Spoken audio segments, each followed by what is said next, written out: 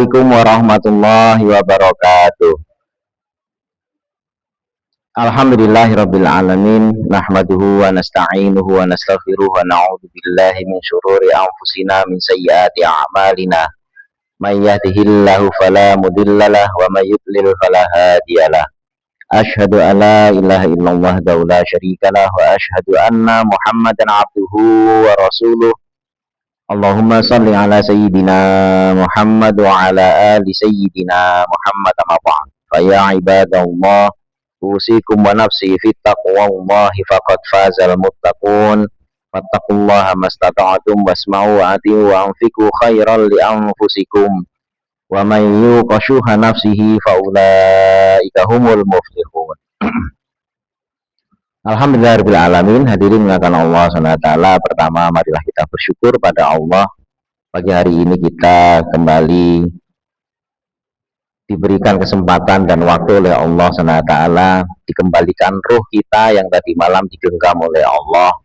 Kita dikatakan ya dalam keadaan mati, ya, dalam keadaan mati, di mana ruh kita itu digenggam oleh Allah. Kita bangun pagi itu ruh kita dikembalikan lagi oleh Allah ke dalam jasad kita. Dan pagi hari adalah waktu di mana Allah memberkahi rizki-rizki kita. Sehingga sekarang ini ada istilah the morning person, ya, the morning person, orang-orang pagi. Ya, orang-orang pagi maksudnya apa? Orang-orang yang setiap pagi itu bisa bangun untuk menjemput keberkahan rizki. Karena Allah SWT itu memberkahi rizki itu di pagi hari. Sehingga setelah sholat subuh itu para ulama menyebutkan makruh buat kita itu untuk tidur lagi. Karena di saat pagilah Allah SWT memberikan banyak keberkahan pada rizki. Allah SWT memberikan kepada kita kebendaan, yakni berupa mal itu dengan banyak sebutan, ya, dengan banyak sebutan. Ada seringkali disebut sebagai fadlullah, sebagaimana di surat Al-Jumu'ah, ya, di sana disebutkan ketika selesai sholat bertebaranlah di muka bumi, fantashiru fil ardi wabtahu min fadlillah, ya, disuruh kita mencari karunia Allah.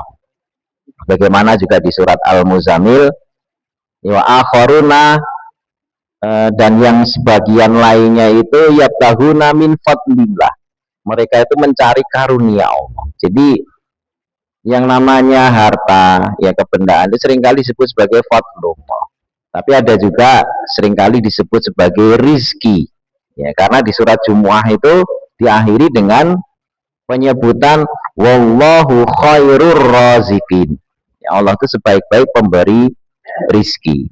Sehingga apa yang kita dapatkan, ya, dari kebendaan, ya, dari apa saja yang kita terima dari Allah yang merupakan fadlullah, ya, karunia Allah, itu hendaknya bisa menjadi rizki, ya, jangan sampai hanya menjadi mal yang pernah kita bahas bareng-bareng, hanya sekedar dunia, ya, sehingga kita pagi hari, ya, ketika kita bangun, maka apa yang ada di sekitar kita, dari kebendaan, dari mal kita, itu benar-benar jadi rizki yang berkah, ya. Jangan sampai hanya jadi dunia, yang nantinya dunia itu justru akan memberikan dampak buruk kepada kita. Karena selalu Allah mensifati dunia itu dengan yang jelek-jelek. Ya, kalau kaitannya sama dunia itu mata al-hurur, gitu ya, mataun kolil, kemudian dikatakan takasurum bainakum watafahurum, ya. Jadi selalu seorang itu kalau dengan kaitannya dunia itu berbanyak-banyak, berlomba-lomba, saling sikut-sikut. Nah, kita dalam koridor fadlullah itu berusaha menjadikan karunia Allah itu sebagai rizki, ya, bukan hanya sekedar menjadi dunia. Karena kalau jadi dunia sifatnya merusak kita, tetapi kalau jadi rizki, nah itulah yang nantinya akan memberikan kebaikan kepada kita. Sehingga rizki tidak selalu mal. Rizki bisa nafas yang kita hirup, rizki bisa air yang kita minum, rizki bisa berupa teman yang baik, rizki bisa tetangga yang baik. Ya, tetapi kalau dunia yang sebaliknya, ya dunia itu yang sebaliknya. Bernafas pun bisa jadi bencana. Ya, tetangga pun bisa jadi sumber petaka. Ya, teman pun bisa jadi orang yang merugikan kita. Sehingga kalau itu sifatnya dunia, ya walaupun ada dan banyak kita miliki, ya mungkin rekeningnya juga gede gitu ya, simpanannya banyak, mobilnya, rumahnya, sertifikatnya. Tetapi kalau sifatnya itu dunia, maka akan merusak kita. Tetapi kalau itu adalah rizki dan itu diawali dari bangun pagi kita, ya diawali dari bangun pagi kita. Karena harta kita, ya dengan kita bangun pagi, sholat subuh, Allah membagi-bagi keberkahan rizki itu ya di saat ini, bukan di waktu yang lainnya. Sehingga orang yang selalu meleset waktu paginya, mungkin malnya banyak, hartanya banyak, tapi hanya bernilai dunia. Yang bernilai rizki itu sedikit. Tapi kalau sudah bernilai dunia, nah tadi itu petaka yang ada. Ya, suami istri yang tadinya rukun bisa cekcok. Ya, saudara yang tadinya rukun bisa bacok-bacokan. Ya, tetangga yang tadinya baik ya bisa saling menyakiti karena harta yang dimiliki adalah dunia. Tetapi kalau itu rizki, maka itu akan selalu mencukupi. Maka itu akan selalu bisa memberikan manfaat. Ya, karena rizki. Karena Allah itu khairur razikin. Ya, sebaik-baik pemberi rizki, sehingga yang diberikan selama itu rizki, maka itu adalah kemanfaatan. Tetapi kalau itu adalah dunia, maka itu adalah kemadorotan. Nah, mudah-mudahan apa yang kita miliki di rumah kita itu adalah karunia yang kita sebut sebagai rizki, yang sehingga kita bisa mendapatkan manfaat. Selanjutnya kita teruskan tafsir kita surat An-Najm kemarin sampai ayat 40 berapa kemarin?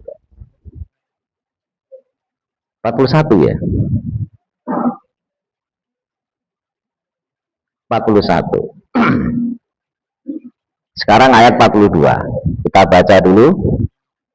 A'udzu billahi minasy syaithanir rajim. Wa anna ila rabbikal muntaha wa annahu huwa adhaka wa abka wa annahu huwa amata wa ahya wa annahu khalaqaz zawjaini dzakara wal unsa min nutfatin idza tumna wa anna 'alaihi nash'atal ukhra wa annahu huwa aghna wa aqna wa annahu huwa rabbus syi'ra wa inna ila rabbikal muntaha wa anna dan bahwasanya ila kepada rabbika pemeliharamu Tuhanmu itu al muntaha itu adalah tempat berhenti atau akhir kesudahan. Jadi kepada Allah, ya kepada Tuhanmu itu semua akhir kesudahan. Semua makhluk akhir kesudahannya kepada Allah. Wa annahu dan bahwasanya dia Allah itu abhaka yang membuatmu tertawa, wa abka dan membuatmu menangis.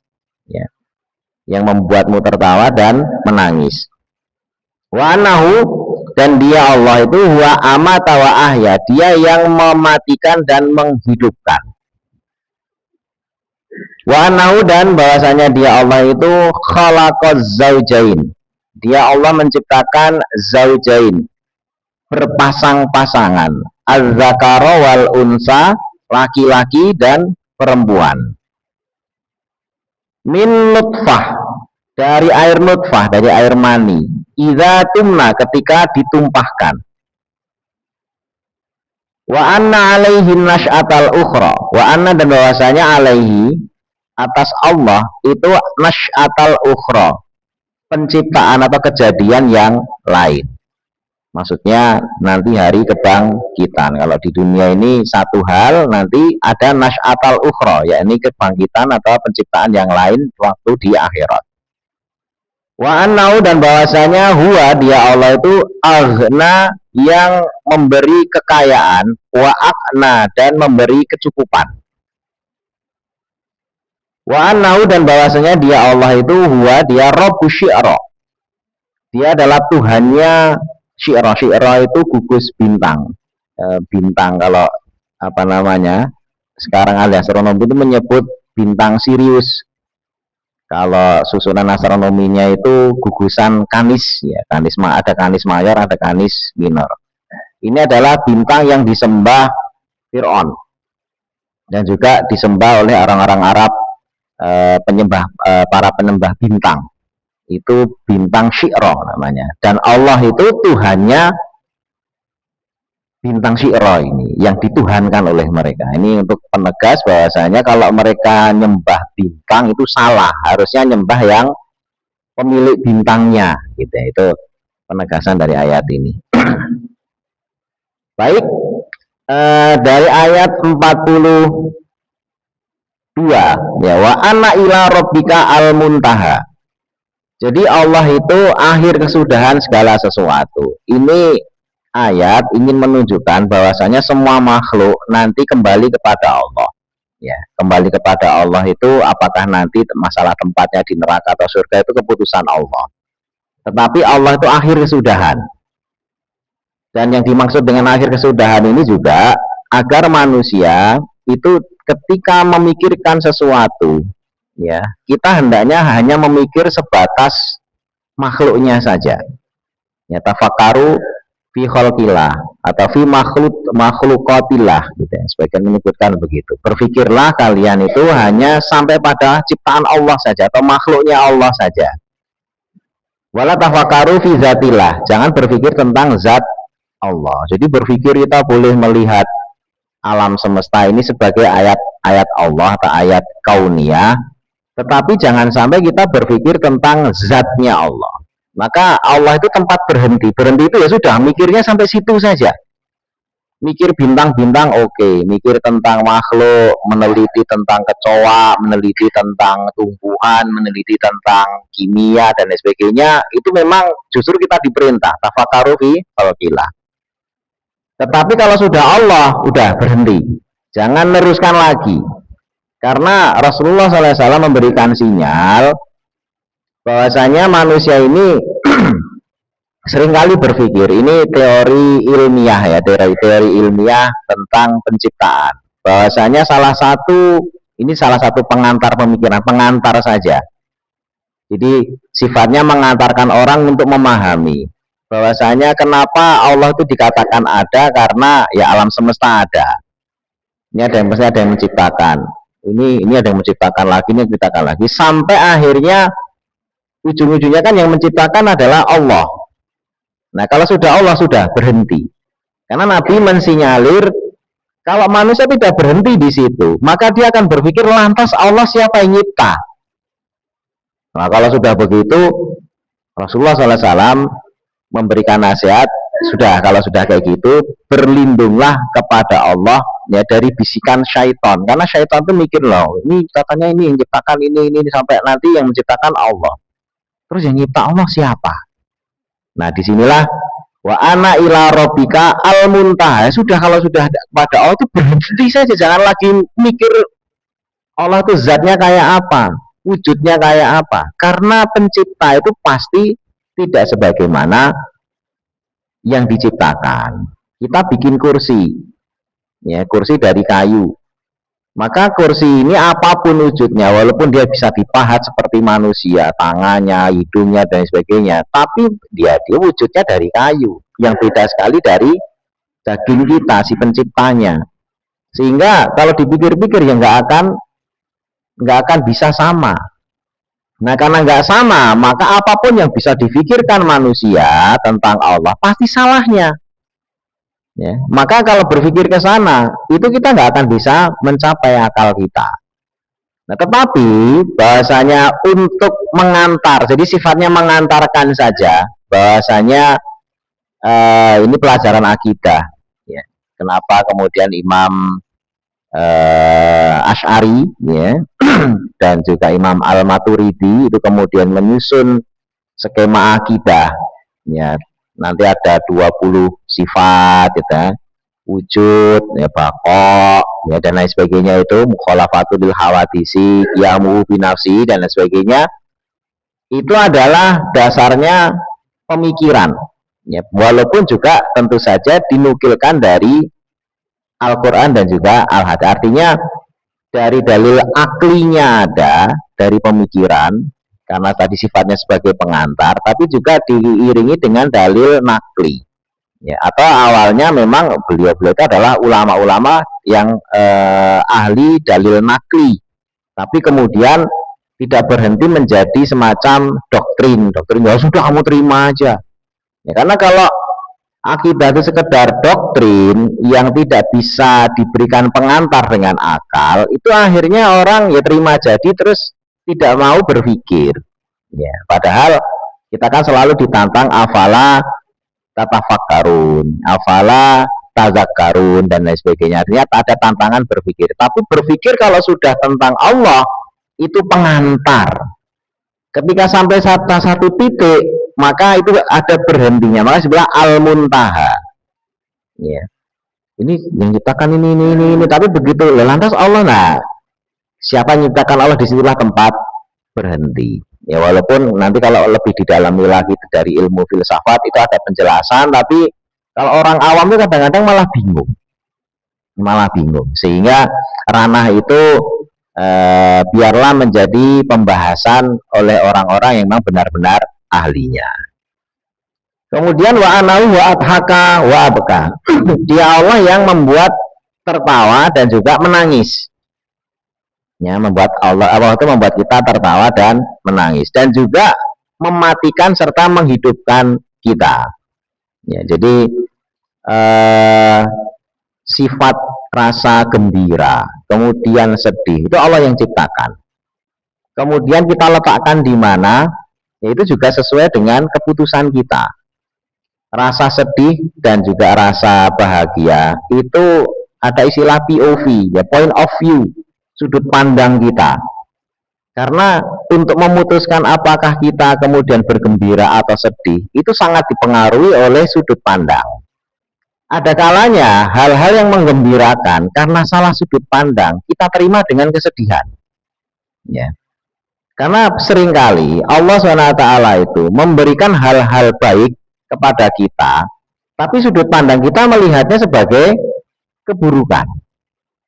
Ya. Padahal itu Allah berkehendak memberikan kebaikan. Saya sering memberikan contoh, ya, kayak ada orang didorong sampai terjatuh, sampai nyungsep. Ya. Jadi potongan ceritanya itu kita hanya fokus pada orang didorong, jatuh, nyungsep, wajahnya itu sampai ke lumpur, gitu ya. Kalau berhenti di situ, maka yang ada mesti akan ngomel-ngomel pada orang yang dorong. Ya. Ini apa-apaan ini? Nggak ada, ini tiba-tiba didorong, jatuh, nyungsep, wajahnya masuk ke lumpur. Tapi ketika dia telusur cerita utuhnya, ya, mau ngamuk tapi terus dikasih tahu, kamu tadi sudah mau keserempet truk kontainer. Ya, saya tarik, saya dorong biar kamu selamat dari kontainer. Ya, walaupun dengan tarikan yang tiba-tiba atau dorongan yang tiba-tiba itu terus nyungsep. Nah, maka setelah tahu cerita utuhnya, dia nggak bakalan ngamuk. Dia akan berterima kasih karena tahu cerita utuh. Tapi kalau fragmennya diputus, ya, maka yang ada ya fokus pada, oh ini saya jadi lecet semuanya, bengkak semuanya, kepala jidatnya benjol, wajahnya banyak lumpur, gitu ya. Fokus ke situ, akhirnya apa? Ngomel-ngomel. Ya, terus yang dorong tadi itu dimaki-maki habis-habisan. Wah, apa kamu begini begitu. Nah, seringkali kita dengan kebodohan kita yang hanya menangkap cerita itu separuh atau satu fragmen saja, kita itu memvonis Allah dengan hal-hal yang seakan-akan kita itu diputusi keburukan. Saya nggak punya duit, ini habis, krisis ini, gitu ya. pang mana-mana tiap hari datangi debt collector, kita hanya fokus ke situ, ya. Karena ceritanya nggak utuh, ya. Yang bisa jadi sebenarnya itu semua didatangkan oleh Allah, atau tadi seperti orang yang dinyungsepkan oleh temennya tadi itu yang baik gitu. Padahal teman baik ini, karena dinyungsepkan itu daripada nanti kecium sama truk malah jadi nggak wujud gitu ya, nyawanya malah nggak selamat ya. Mending nyungsep dikit tapi badannya masih sehat gitu ya, itu teman yang baik berarti. Nah Allah itu seringkali memberikan tadi itu ujian-ujian, dibikin dia itu seakan-akan menangis padahal sebenarnya dia sedang diselamatkan, ya. Mungkin dia diselamatkan dari watak males, ya, karena kalau tidak dikejar-kejar kayak gitu itu orangnya malesan, nggak pernah mau kerja, leha-leha dan sebagainya. Dibebaskan dari watak-watak yang buruk, sifat yang selama ini ya ingin dibersihkan oleh Allah dengan cara-cara, ya karena cara-cara biasa udah nggak bisa gitu ya. Ya seperti tadi itu truk, kalau cuma diomongi awas belakang kamu ada truk, kan ngomong belum selesai udah kesamber, ya. Daripada nanti nunggu, kalau diomongi baik-baik dijawil awas lo truk ya, padahal truknya udah mau nubro gitu ya, awas lo ada truk gitu kan. Ya mending daripada ngomong banyak-banyak langsung narik, ya walaupun harus nyungsep, ya. Bisa jadi hal-hal buruk yang membuat kita menangis setiap hari, ya kesedihan-kesedihan yang kita terima itu adalah bagian fragmen penting untuk menyelamatkan kita. Cuma sudut pandang kita itu selalu berhenti dan fokus pada keburukan yang kita terima. Wah ini begini begitu ya, akhirnya wujudnya ya waabka ini yang kita terima itu, abkanya ini, nangisnya ini. Abhakanya itu sebenarnya Allah itu pengen kita tuh ya tertawa, pengen kita itu, kita ini bahagia, senang, gembira. Tapi karena sudut pandang, dan kita sudut pandangnya pendek, ya hanya menangkap fragmen sepotong, itu akhirnya kebaikan Allah itu kita pandang dengan keburukan. Ini fokusnya nangis mulu, padahal sebenarnya kalau utuh, wah iya ya sebenarnya ini kan teguran untuk saya, ini harusnya ini begitu dan sebagainya. Sehingga banyak orang-orang yang pada umur tertentu terus bernostalgia di masa mudanya, ya. Mungkin bapak-bapak yang di sini sudah banyak ya bernostalgia, lihat ke belakang. Oh iya, dulu zaman Krismon, zaman ini, zaman itu. Wah, pas lagi ngalaminya itu susahnya minta ampun. Kita sampai pusing 7 keliling. Kita ibaratnya kepala jadi kaki, kaki jadi kepala. Tapi itu sudah lewat. Dan ketika lewat kita kupas lagi, kita kuliti sedikit-sedikit. Oh iya, ternyata ada kebaikan. Coba kalau waktu itu nggak begini, saya pasti akan begini. Coba waktu itu kalau nggak begini, saya akan begini. Ya, dan kita lalui, bahkan kadang-kadang kita ngobrol di bareng-bareng cerita zaman dulu susah dan sebagainya itu sambil ketawa-ketawa. Ya, padahal waktu dulu ngalaminya itu, wah benar-benar sedihnya luar biasa. Oh, malam sampai tahajud nangis-nangis. Ya Allah, ini. Begitu lewat saya ketawa-ketawa. Para syuhada, para alumnus Badar itu begitu juga, kan sering kumpul alumnus Badar. Bahkan kemarin kita sempat bahas hadisnya, gitu ya. Orang-orang yang dulu pernah ikut perang Badar itu kumpul, gitu ya. Waktu itu Umar bin Khattab radhiyallahu anhu bawa sahabat Ibnu Abbas, ini diskusi gitu ya. Nah, kalau cerita perang Badar, mereka ceritanya itu sambil nyantai, orang sudah menang gitu. Dulu kami itu begini nyantai, asik ceritanya. Tapi waktu ngalami perang Badarnya, Nabi aja nangis. Ya, Nabi aja nangis. Malam-malam nangis, ya Allah kalau ini nggak menang, nggak ada lagi yang mau nyembah engkau. Engkau tidak akan disembah lagi selama-lamanya, gitu nah doanya Nabi. Tapi ketika sudah lewat, orang-orang alumnus Badar itu cerita sambil ya ngambil pelajarannya. Dulu kami itu gitu ya.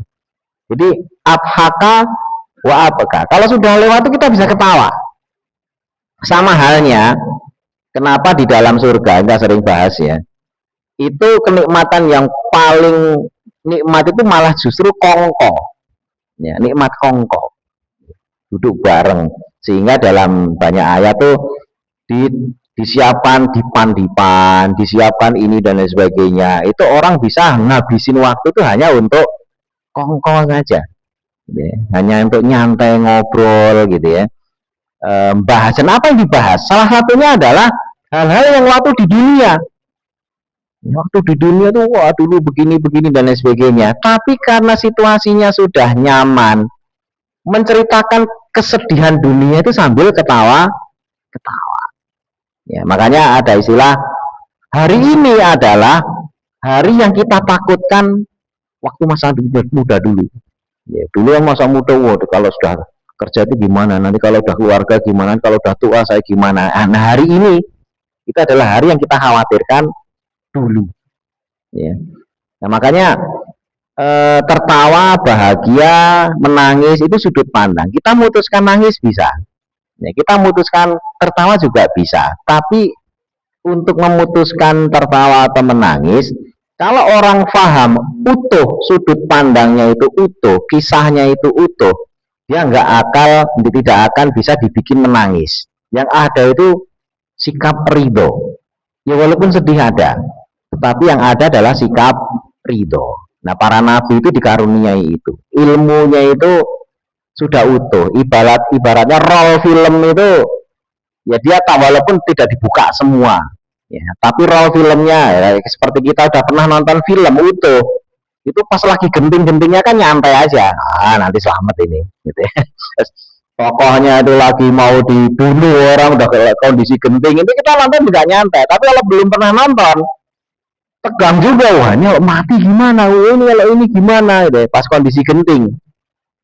Kalau udah pernah nonton utuhan, apapun yang terjadi endingnya pasti baik. Nah, kalau kita mampu bersikap seperti itu kepada Allah, nah ini ujian ya, kita mampu bersikap ya, kepada Allah bahwasanya apa yang diputuskan Allah itu pasti baik, kemudian kita ridho, tidak ada yang bisa bikin kita menangis. Itu kunci ya. Jadi apapun yang diputuskan Allah, terus kita yakin, kita meyakini bahwasanya apapun keputusan Allah, karena itu Allah yang memutuskan adalah Allah. Karena Allah itu pasti mencintai kita, menyayangi kita, mengasihi kita, maka keputusannya tidak ada yang mencelakakan kita. Kalau itu difahami, maka segala bentuk takdir Allah, keputusan Allah, baik itu yang menyakiti kita atau mungkin yang mungkin secara zahir bahaya buat kita, itu mampu kita ridhoi. Kita jadi ridho di situ, sehingga ya itulah derajat para nabi.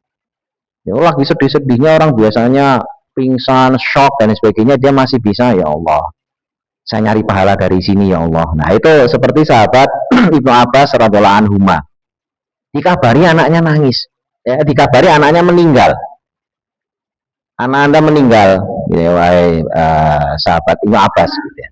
Beliau kemudian diam sejenak dari kendaraannya, beliau turun, kemudian sholat, terus doa lama, ini kan. Terus ditanya, ya sahabat Ibnu Abbas, kenapa Anda seperti itu? Bukan terus panik, nangis, nanya apa, enggak. Jadi beliau dalam situasi itu tetap bilang, apakah kamu tidak mendengar bahwasanya Allah itu berfirman, wasta'inu bisabri wassalah. Ya, minta tolonglah kalian dengan sabar dan sholat. Saya dikabari anak meninggal, ya ini peluang, ya tidak terus langsung shock apa, tapi sabar. Nah kenapa saya sholat? Karena wasta'inu bisabri wassalah. Habis itu doa panjang, diberi kesempatan peluang untuk makbulnya doa dengan berita kematian anak. Tapi berapa banyak yang bisa begitu? Ya, nggak banyak orang begitu. Jangankan meninggal, anaknya serempet truk, akhirnya udah, ini gimana ini sudah meninggal. Itu cuma turun dari kendaraan, ya beliau sholat terus doa lama sekali berdoanya. Kenapa? Karena mungkin itu adalah waktu makbul, di mana mendengar berita yang mengguncang jiwa, tapi beliau mengambil sikap sabar, terus akhirnya sholat. Karena wasta'inu bisabri wassalah, berharap dengan doa yang banyak tadi itu, itulah waktu makbulnya. Tapi kalau situasi kayak gitu tuh saya yakin ya kita, saya juga kabari apa, mana ada langsung wudhu terus sholat terus doa, nggak ada. Yang ada mesti panik, nah makanya wa adhaka wa abka, membuat tertawa dan menangis ini gitu gitu ya, itu tertawa dan menangisnya tergantung sudut pandang kita. Dan ini tidak terkait sama emosi apa senang, karena ada orang yang gembira banget itu menangis juga. Ya, adhaka itu kan tertawa, abka itu menangis. Orang sering mengaitkan oh tertawa gembira, menangis itu sedih. Ternyata orang yang sangat bergembira pun malah seringkali apa? Menangis. Saking senengnya, gitu ya. Saking senengnya itu malah menangis. Banyak yang seperti itu, ya.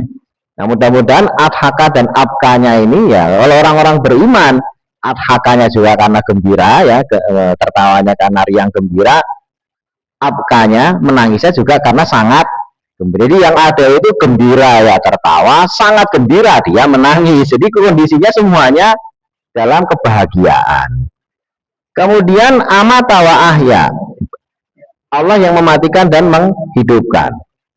Nah, diawali dari jadi selalu yang namanya kematian itu disebut duluan. Sebagaimana di surat Mulk.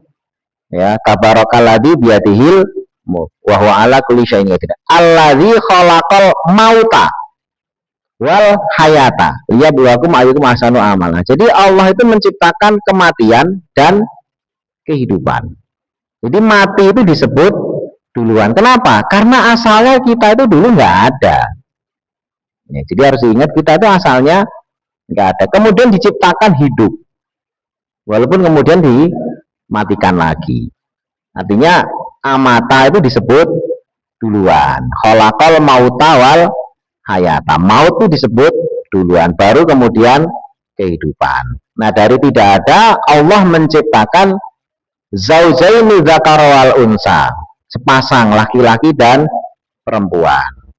Ya. Min nutfatin idza tumna. Ya, dari enggak ada dulu dari nutfah yang ditumpahkan, yang kemudian Allah ciptakan dari situ disusun ya penciptaannya sampai detail gitu ya di surat Al-Mu'minun.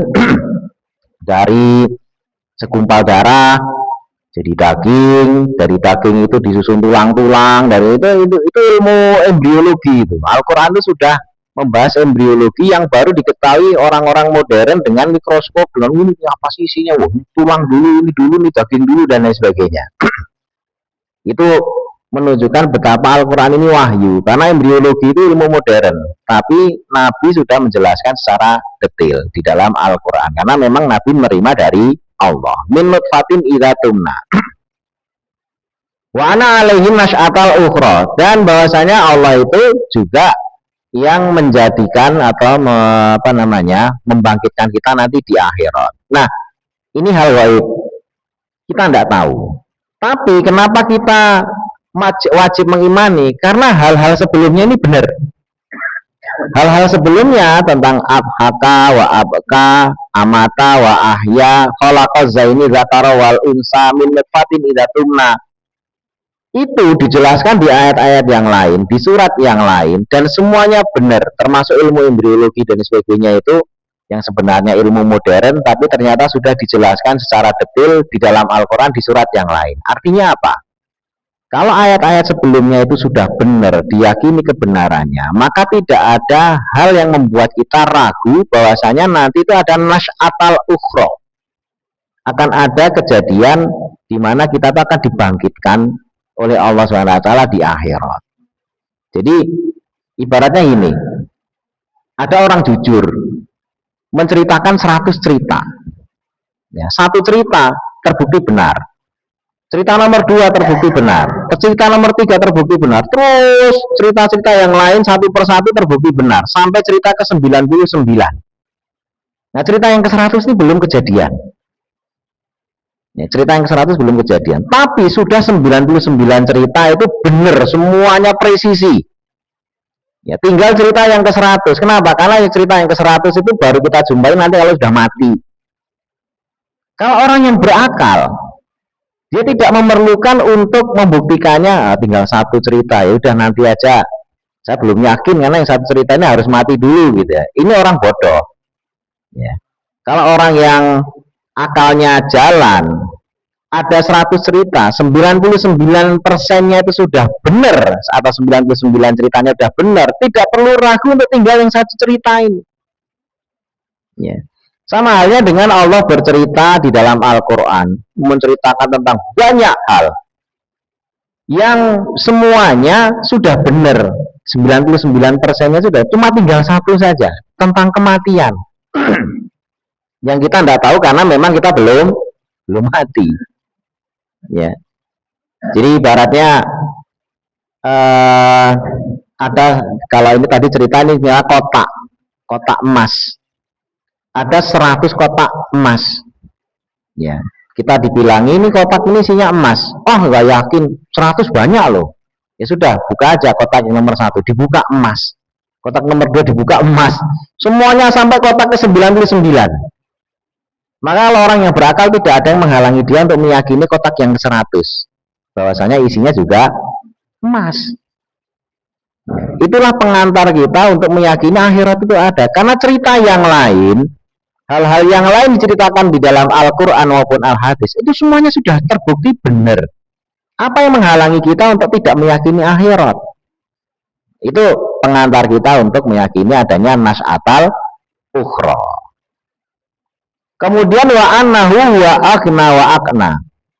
Nah, tentang tafsir aghna wa aqna, ya, ini memang macam-macam ya pembahasannya di dalam kitab tafsir, tetapi di sini perlu kita fokus. Kalau di ayat-ayat sebelumnya itu selalu Allah menyebut pasangan kata itu yang sifatnya lawan kata. Contoh adhaka wa abka, tertawa dan menangis. Kemudian amata wa ahya, hidup dan mati. Kemudian zakaro wal unsa, laki-laki dan perempuan. Ini menunjukkan lawannya. Nah, di ayat yang ini khusus. Huwa aghna, dia yang mengayakan. Ya, Allah yang memberi kita kekayaan. Terus harusnya lawannya itu kaya itu apa? Miskin. Tapi ternyata di sini disebut Allah aghna. Aghna itu cukup. Makanya ada sifat yang namanya sifat qanaah. Sifat qanaah itu apa? Merasa cukup. Ya, dengan apa yang diberikan Allah. Qanaah, ya, qanaah. Makanya di sini huwa aghna, Allah yang memberi kekayaan dan Allah memberi aghna. Aghna itu kecukupan. Jadi di sini tidak disebutkan Allah yang memberi kekayaan dan Allah memberi kemiskinan, enggak. Di tafsir Ibnu Katsir disebutkan ada ulama yang menafsirkan aghna ini dengan kemiskinan, tapi banyak ulama menolak itu karena tidak sesuai. Kata qanaah itu bukan miskin. Ya. Sehingga ya, miskin itu kan situasi di mana penilaiannya, ya walaupun di ayat-ayat yang lain tentang asnaf orang yang berhak menerima zakat itu salah satunya fakir miskin gitu ya. Itu adalah ukuran-ukuran yang sifatnya ukuran zahiriyah yang dihitung manusia. Tapi terkait sama aghna wa aqna ini lebih banyak urusan hati. Ya, bukan urusan banyak sedikitnya harta. Ya, karena kalau banyak sedikitnya harta itu susah, sehingga Nabi itu ketika menyebut tentang al-ghina, ghina itu kekayaan, itu laisal ghina bikasratil ard, tidaklah yang disebut sebagai kaya itu karena banyaknya harta. Jadi definisi kaya atau ghina, laisal ghina bikasratil ard, tidaklah disebut kaya itu karena banyaknya harta. Walakinnal ghina ghina nafs, ya, tetapi yang disebut sebagai kaya itu adalah kaya hatinya. Sehingga sedikit harta, ketika hatinya itu menerima yang disebut sebagai qanaah tadi itu, maka dia kaya. Dia dengan sedikitnya harta karena menerima dan ridho, ya dia bisa kaya. Ya, tapi ada orang yang banyak hartanya, tapi rasa kekurangannya ini ya selalu merasa terus kurang. Ya, ini tidak akan mencapai derajat kaya. Sehingga kalau ditanya yang disebut kaya itu harus punya harta berapa? Itu yang namanya pemerintah saja membuat definisi keluarga apa namanya sejahtera, prasejahtera, terus nanti apalagi gitu ya. Itu menggunakan parameter-parameter yang mikirnya aja panjang itu. Ini kalau rumahnya tembok, lantainya ini, penghasilannya ini apa nih? Prasejahtera atau sejahtera atau apa gitu. Itu pusing itu kalau orang-orang yang di dinsos apa itu nah, dan menyalurkan bantuan ini pantas dikasih apa enggak gitu kan. Ya akhirnya definisi hina versi dinsos dan lain sebagainya itu ya ukurannya adalah ukuran-ukuran yang dohir ya, sehingga ada kalanya orang-orang yang diberi apa istilahnya sekarang itu bantuan dana langsung sekarang apa itu dulu dulu kan BLT gitu ya, tapi kalau sekarang ini apa tuh namanya sekarang udah mulai cair gitu kan, bisa dicek di kementeri apa website saya kemarin ngecek KTP saya masukin tidak berhak, oh iya ya udah di, di apa namanya ada tulisannya itu. Nah itu kan sudah dimulai dibuka. Jadi bapak ibu ini ada websitenya, masukin KTP, NIK, berhak nerima atau enggak, nanti tinggal ke bank atau ke ini dicairkan gitu ya. Nah itu urusannya dohir itu, ya. Orang-orang yang berhak menerima BLT atau dan sebagainya bisa jadi karena dia ridho dengan itu kaya hatinya, ya. Orang sibuk, oh ini keuangan begini, ekonomi dunia perang dan lain sebagainya, dia dilihat orang tuh miskin padahal sebenarnya kaya, nggak pernah minta-minta apa-apa, cukup sebenarnya ya, walaupun secara zahir dilihat rumahnya kumuh, tidurnya ya kayak gitu dan lain sebagainya. Makanya Allah menyebutnya itu di sini aghna wa akna. Nah kalau ada istilah masakin ya, orang-orang miskin, kemudian fuqara dalam Al-Quran itu terkait dengan hal-hal yang berkaitan dengan ibadah seperti misalnya zakat, sedekah, itu kan ada asnaf fuqara masakin ya, itu punya definisi, artinya fuqara masakinnya itu oleh pihak amil ditentukan sehingga nanti ada definisi fikih. Jadi pembahasannya fikih itu selalu bahas yang dohir ya, selalu bahas yang dohir. Kalau tasawuf itu yang ruhaniyah ya, kalau masakin dan fukoro itu pembahasannya pasti fikih, maka dibahas oh miskin itu kriterianya apa, punya pekerjaan tetap tapi nggak mencukupi ya, itu biasanya bahasan fikih. Kemudian kalau fakir apa, oh, orang serabutan ya, jadi bedanya cuma kalau fukoro itu serabutan ya, tapi kalau miskin itu mungkin dia pakai ASN atau tapi tanggungannya banyak sehingga bulanannya nggak mencukupi. Kalau fukara ini bukan yang ASN, bukan yang pegawai tetap, yang punya gaji kadang gede, kadang dikit, ya, tapi kurang. Dua-duanya ini punya kebutuhan secara zahirnya itu kurang, sehingga kata fakir dan miskin itu istilah fikih yang disusun para ulama agar bisa menunaikan ibadah. Ibadah apa? Zakat atau sedekah atau infak, sehingga siapa-siapa yang bisa yang pantas menerima itu terdefinisi ya. Tapi kalau secara tasawuf bukan secara fikih ya, seringkali orang-orang fakir dan miskin itu adalah orang-orang kaya karena hatinya itu qanaah itu merasa cukup ya, merasa cukup, sehingga apa yang dianggap orang dilihat oh ini kekurangan, padahal sebenarnya secara apa namanya kebutuhan dia tidak ada apa namanya kekurangan ya, pas saja, mungkin tidak ada kelebihan, tidak pas saja ya. Anaknya sekolah ini bingung serabutan dulu, harus apa namanya ribut dulu, wah besok ada bayaran, nyari dulu ini ya, tapi ya ketutup ini ketutup ya, selalu dari ketegangan yang satu masuk ke tegangan berikutnya duitnya nggak selalu ada, tapi ternyata selalu cukup gitu ya. Nah itu apakah nyaman? Nggak nyaman, itu kayak gitu nggak nyaman, tapi ternyata resultnya ujung-ujungnya nggak pernah kekurangan ya. Ada orang seperti itu, ini sebulan tanggal 1 sampai tanggal 30, begitu sampai tanggal 30 ya nggak ngutang juga ya, hasilnya ada ya, semuanya tercukupi, tapi sisa nggak ada gitu ya. Itu banyak kejadian gitu. Nah orang yang seperti ini tergantung apakah dia mau ngeluh atau tidak Ya, tergantung mau ngeluh apa tidak. Makanya tadi pilihan. Kalau tidak ngeluh itulah akna. Itulah kona'ah. Kona'ah itu dia selalu membawa wadah yang pas untuk barang yang diterima. Contohnya gini, yang ngasihnya semangkok, maka dia bawa mangkok. Sehingga ketika dikasihnya itu semangkok, dia bawa mangkok, mesti penuh, pas. Ya, sehingga ketika dia dikasih, alhamdulillah penuh. Ya, fokusnya karena wadahnya tepat. Itu namanya kona'ah. Tapi dia sudah tahu nanti dikasihnya itu semangkok, bawahnya ember.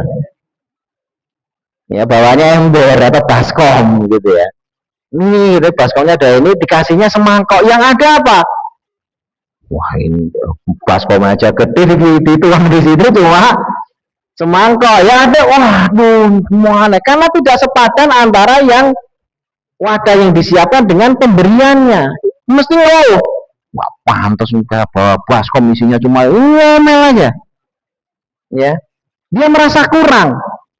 Tapi apakah ketika isi baskom itu dimakan, diminum kurang? Enggak, sebenarnya cukup. Hanya dia salah wadah. Ya, hati kita itu juga begitu. Tinggal kita mau ukur. Hati kita itu mau segede baskom, atau mau segede mangkok, atau segede mungkin cangkir kecil. Itu tergantung pinter-pinternya kita ngatur wadah dengan apa yang mau kita terima. Ya. Kalau kita wadahnya mangkok, tiba-tiba dikasih sebaskom, itu mesti sujud syukurnya 100 kali.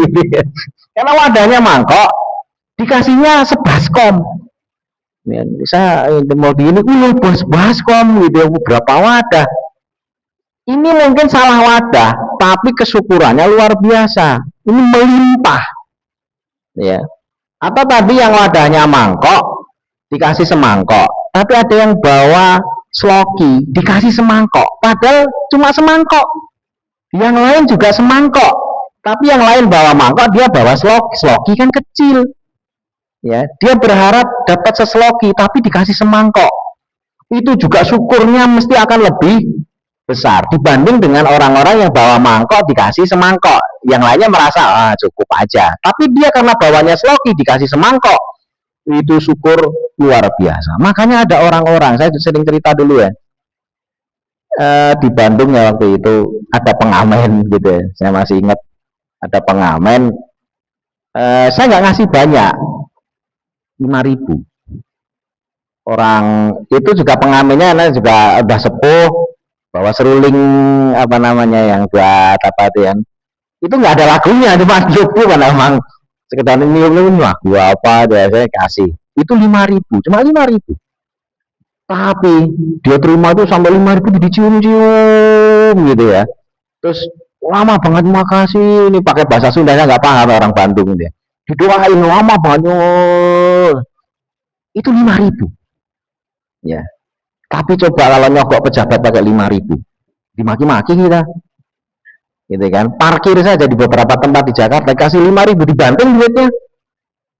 Ya, karena biasa tempat yang ramai apa 10.000 kasih 5. Saya pernah parkir 5.000 itu tak kurang gitu, gedung ini kurang 5.000 perasaan udah ini, tapi tempat yang ramai itu 10.000 biasanya. Ada itu di daerah jembatan 3 atau jembatan 5 dulu itu, padahal sekarang lebih lagi. Parkir kasih 5.000, tukang parkirnya ngomel, nggak doain sama sekali. Tadi pengemis, ya kenapa? Biasanya mungkin dia nerima 1.000, ya nerima 2.000, dikasih 5.000 itu seneng banget. Ya dikasih 5.000. Ada orang, makanya kita tuh jangan suka memandang remeh pemberian, baik yang menerima atau yang memberi. Kemarin kita sampai pada hadis di pembahasan hadis solihin kan, janganlah seorang perempuan memandang rendah kepada tetangganya walaupun hanya sekedar sedekah kikil apa namanya, kikil kambing. Itu riwayatnya kikil, karena orang dulu yang namanya mewah itu daging. Ya, daging itu mewah. Nah, kalau bangsa kikil-kikil, tulang-tulang kaki apa itu tidak terlalu mewah lah. Artinya kalau ngasih kayak gitu-gitu itu orang malu. Tapi Nabi mengajarkan, walaupun cuma kikil, yang ngasih maupun yang menerima jangan meremehkan, ya, karena ketika kita misalnya kita dikasih, menampakkan wajah seneng, alhamdulillah, walaupun itu kecil, itu nyenengin yang ngasih, gitu kan. Kemudian yang ngasih, jangan menganggap, wah saya cuma kayak gini loh, kayak gini itu buat orang lain, ya buat orang lain, itu siapa tahu nilainya besar.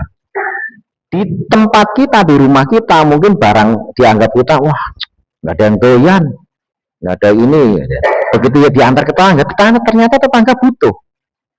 Ya itu bisa jadi, makanya kita tidak boleh meremehkan pemberian. Nah, dalam hal akhna wa akna, kembali lagi tadi terkait sama hati kita. Sehingga ini urusannya, kalau urusan pembahasannya lebih ke tasawuf, lebih ke hati, bukan ke pembahasan fakir miskin yang ukurannya adalah fikih. Ya, bukan urusan fakir miskin yang ukurannya. Kalau secara fikih memang harus didefinisikan, karena pihak amil itu juga harus memberikan amanah harta itu kepada yang berhak menerima. Makin kondisinya makin sejahtera, makin susah mencari asnaf yang seperti di kota-kota seperti di Arab Saudi yang kemarin ada pembahasan fikih. Zakat itu makanan pokok, boleh dengan uang nggak? Misalnya itu dibahaskan. Di negara-negara yang kaya raya seperti Saudi, mereka kan mazhabnya ya pokoknya makanan pokok. Mazhab Syafi'i juga gitu, makanan pokok nggak boleh diganti dengan uang. Tapi kemarin sudah mulai ada pembahasan, walaupun mereka mazhabnya menggunakan dalil-dalil yang kuat apa gitu ya, bahwasanya zakat fitrah itu makanan pokok. Ternyata ketika dibahas secara fikih kenyataan di lapangan, di Saudi itu orangnya kaya-kaya. Kalau harus beras atau di sana gandum, mau menyalurkannya susah. Padahal waktu terbaik ngasih zakat itu, zakat fitrah, itu kan sehari sebelum hari raya. Sehingga kalau ini dikasih, orang miskinnya sedikit. Ya, orang miskinnya ada, tapi sedikit. Dan itu pun juga menurut level mereka. Jadi level pendapatan itu kalau kita miskinnya di dasar sini, miskinnya mereka itu di sini gitu penghasilannya. Gitu kan. Kalau kita mungkin di sini, ini miskin. Mereka nyari yang segini itu nggak ada. Miskinnya mereka itu level keuangannya segini, gitu kan. Nah itu pun sedikit. Sehingga kalau dikasih gandum, serahkan semua ke dia, maka dia punya gudang gandum langsung yang berat. Orang gandumnya ngumpul sekian banyak, gitu ya. Terus yang nerima hanya sedikit kan tiba-tiba jadi kaya.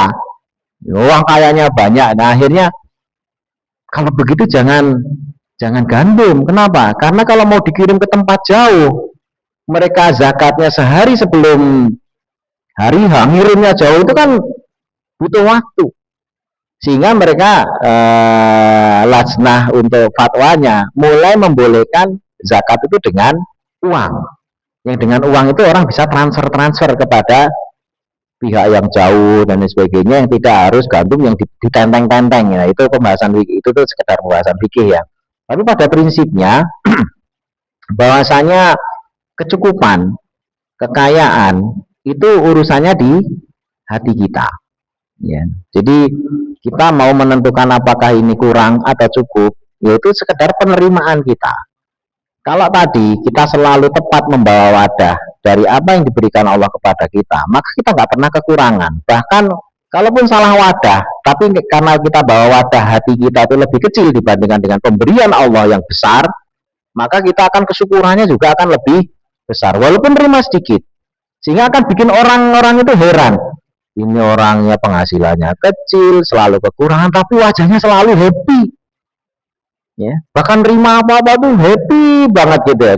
Dikasih 20.000 aja udah senengnya, kita 20.000 sudah receh gitu ya. Dia seneng banget gitu ya. Karena sekali lagi wadahnya selalu pas, tidak pernah melebihi besarnya dari pemberian Allah. Dan sekali lagi pemberian Allah itu tidak ada yang kecil. Ya, pemberian Allah itu tidak ada yang kecil. Saya sering banget ulang-ulang. Kalau itu dari Allah tidak ada yang kecil. Ya.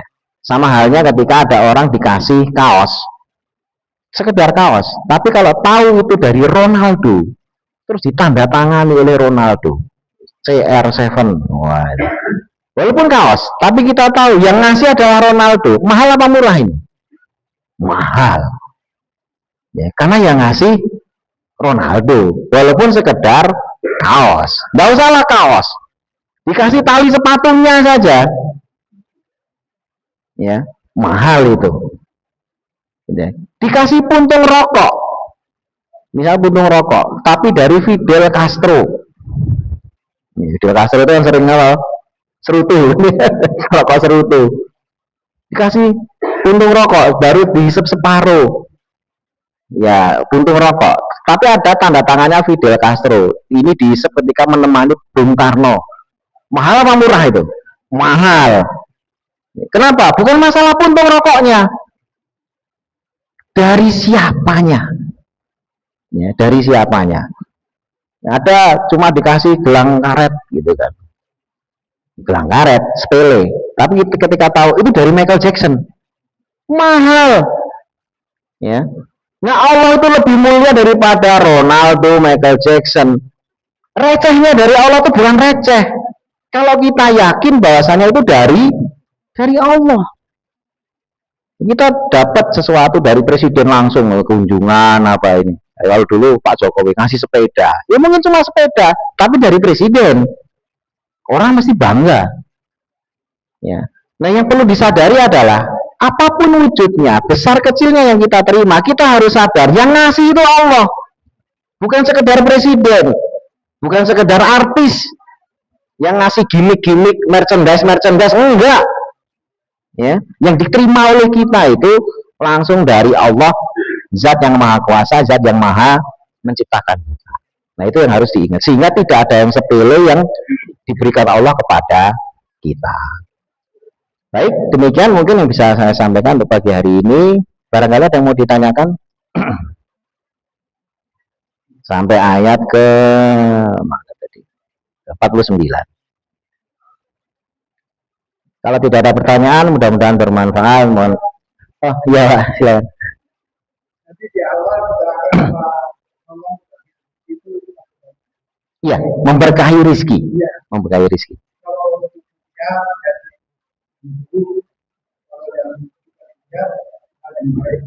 Ya, kalau yang rizki yang baik. Ya. Sedangkan di ayat lain itu ada sesuatu yang hidup, sesuatu yang baik, hidup baik. Ya. Jadi kalau redaksinya itu apa yang kamu sukai belum tentu baik, dan apa yang kamu tidak sukai belum tentu buruk, gitu ya. Sementara tadi terkait sama harta dan juga, jadi sekedar ingin meluruskan bahwasanya yang kita miliki baik dari waktu, harta, uang, dan kebendaan atau mal yang ada di rumah kita itu sifatnya netral. Netral itu belum tentu baik, belum tentu buruk, netral. Nah, itu bisa jadi rizki, ya, bisa jadi baik, ya. Jadi itu bisa jadi rizki ketika dia berada dalam kebaikan, artinya dibelanjakan ke jalan-jalan yang baik, dicari juga dari jalur-jalur yang baik. Maka itulah rizki. Sehingga di surat Al-Baqarah, wa mimma razaqnahum yunfikun, dan apa yang kami rizkikan. Jadi Allah menyebut harta yang diinfakkan itu dengan menyebutnya sebagai rizki. Apa yang kami rizkikan, mereka menginfakkan. Sehingga kalau pengen jadi rizki harta kita, itu harus yunfikun. Harus yunfikun. Yunfikun kemana? Bisa ke keluarga, ngasih makan anak istri juga bagian dari yunfikun. Sehingga harta kita baru disebut rizki itu ketika bergerak menuju kepada amal-amal kebaikan, itu rizki. Nah, sementara kalau pagi itu adalah keberkahannya. Artinya apa? Rizki itu ada yang besar, ada yang kecil. Rizki. Tetapi ketika berkah, tidak ada yang kecil dalam sesuatu yang diberkahi. Contoh, air zam-zam itu dulu waktu ditemukan itu cuma karena kakinya Nabi Ismail nendang-nendang pasir terus keluar air. Ya cuma kecil saja. Tapi ketika berkah, kenapa jadi berkah? Karena waktu itu banyak orang lewat ngambil dan tidak dipungut bayaran oleh ibunya Nabi Ismail. Bahkan ada yang wah saya cocok tanah di sini, boleh saya tinggal, silakan mau tinggal. Wah, akhirnya jadi kota besar. Nah, dan itu tidak dipungut biaya sama sekali, gitu ya.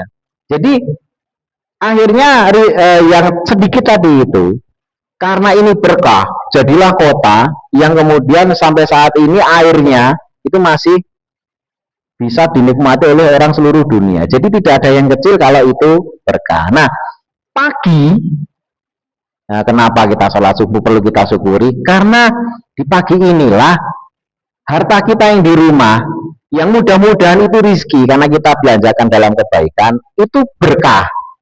Gitu. Itu penentunya adalah pagi. Jadi keberkahan rizki tidak terkait misalnya, karena kita sering salah paham. Oh berarti kalau subuh kita nanti dagangan, berdagang, itu nanti untungnya lebih besar. Oh salah, bukan itu, bukan itu. Karena seringkali hadis-hadis seperti ini difahami, oh itu bangun pagi, bisnis, kalau pagi kan pasar apa nanti lebih ya itu sebab dohir. Ya, tetapi kalau Allah apa namanya menjanjikan keberkahan rizki, jadi fokusnya adalah keberkahan rizki, sehingga hasil berapapun dari bangun pagi kita terus ke pasar, entah jualan, entah ngantor dan lain sebagainya, tapi yang pasti ada urusan goib yang kita tidak tahu, sehingga menyebabkan apapun hasilnya besar atau kecil, ini pasti manfaatnya bisa dinikmati banyak orang. Mungkin gaji kita kecil, tapi ternyata gaji kita itu yang kecil itu bisa dinikmati banyak orang dan cukup. Ya, sementara ada banyak orang yang gajinya gede, tapi selalu tidak cukup. Nah itu yang titik fokus keberkahan itu.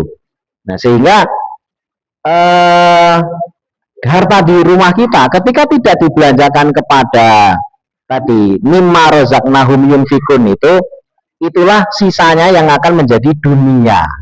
Ya dunia itu cenderung ditumpuk-tumpuk, berlomba-lomba, yang kemudian akhirnya saling konflik. Ya, jadi ketika apa yang kita miliki itu jadi sumber konflik dan kita tidak bisa menghukumi, ya, kita jangan menghukumi orang. Misalnya, wah itu Pak itu tuh begitu meninggal anaknya bacok-bacokan rebutan warisan. Oh ini berarti hartanya ini bukan rezeki, tapi ini dunia. Ini jangan memvonis orang gitu ya. Itu buat kita saja, harta saya ini dunia apa rezeki ya? Ya, kalau anak-anak kita nurut, kita kasih makan, disuruh-suruh sholat dan lain nurut gitu ya.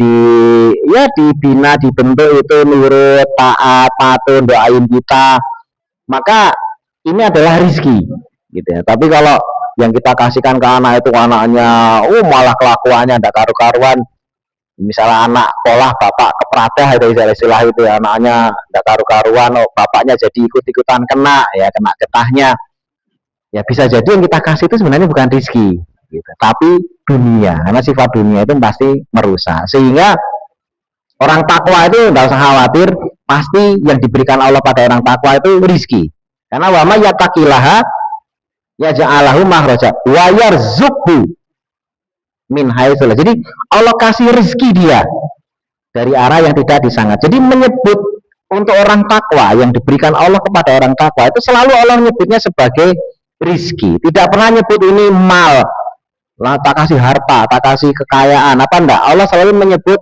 Allah ngasih rezeki. Demikian. Ada lagi mungkin? Kalau tidak ada, saya akhiri sekian. Mudah-mudahan bermanfaat. Mohon maaf kalau ada salah kata. Subhanakallahumma bihamdika asyhadu an la ilaha illa anta astaghfiruka wa atubu ilaik. Wassalamualaikum warahmatullahi wabarakatuh.